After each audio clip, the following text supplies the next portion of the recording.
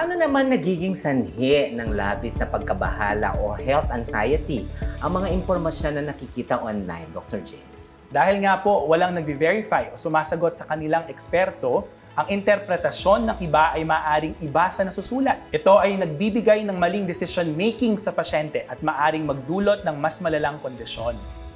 Okay, no, that's very true. That's very true, Dr. James. Ano sa tingin mo naman, Dr. James, ang dapat gawin ng isang pasyente kung meron silang simptomas, no, of a certain disease?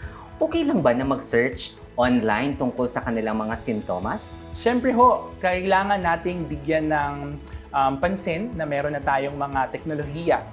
Walang mali sa pag-research, pero huwag nating kalimutan na ito ay i-verify sa inyong mga doktor para alamin kung tama o mali. Mas mainam pa din na makasiguro para ho hindi mapahamak.